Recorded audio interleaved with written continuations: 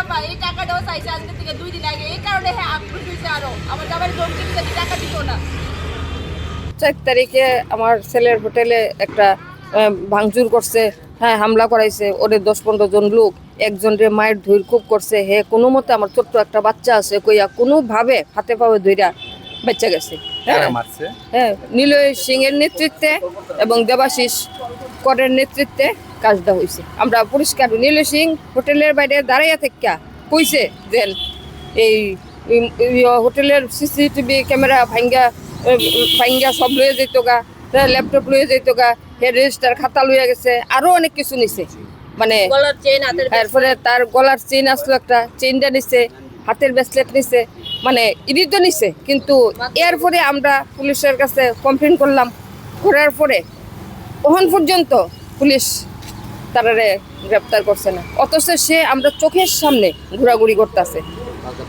এই দেশে কি আইন আছে না নাই আমি দুই বুঝতে পারলাম না।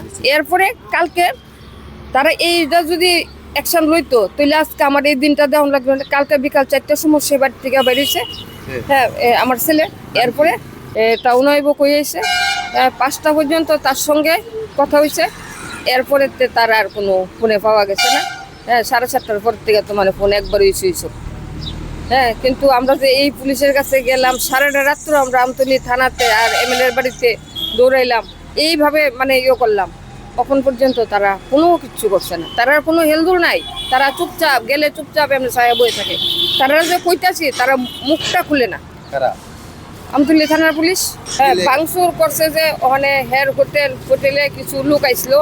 হ্যাঁ তারা বাংলাদেশি, হ্যাঁ বাংলাদেশি, যে সে সব জায়গাতে জানাইছে তারা বাংলাদেশি। এমনি আইছে না, তারা পাসপোর্ট ভিসা সব লইয়া আইছে।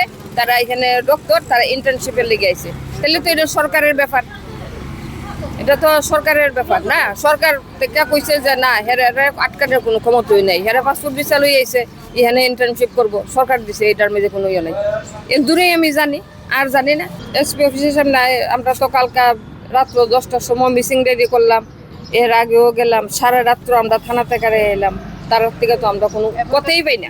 4 তারিখ হের হোটেলের উপর হামলা হয়েছে। ওই হামলার মধ্যে হেরে 10-12 জন মারধর করছে। তারপরে আমরা এফআইআর করছি থানাতে, থানার কেউ কেস রেজিস্টারই করছে না। আমরা রেগুলার থানাতে গেছি, তারা কিচ্ছু করছে না। আমরা এমএলএ, তারপর আমরা এরিয়ার এমএলএরাও জানাইছি, তারাও কেউ কোনো কিছু হয়েছে না। তারপরে কালকে বিকেলে হ্যাঁ আমার টাউনে যাই ভুকুরিয়া বার হয়েছে বিকাল 4:30টার সময়।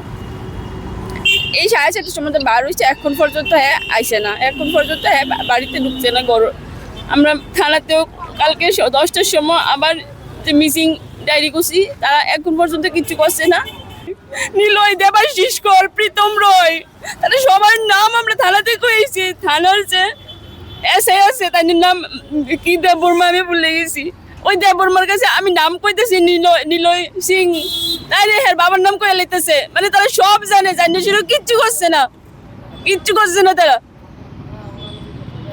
কালকে থেকে আমার হাজবেন্ড মিসিং, আমার খুঁজে দেয় তারা কিচ্ছু করছে না। কালকে আমরা 10টার সময় তারা কিচ্ছু একজনে হ্যান্ড ওভারই দেয় না। তারা ওখানে মর্নিং এ আমরা গেছি, তারা বলে কিচ্ছুই জানে না।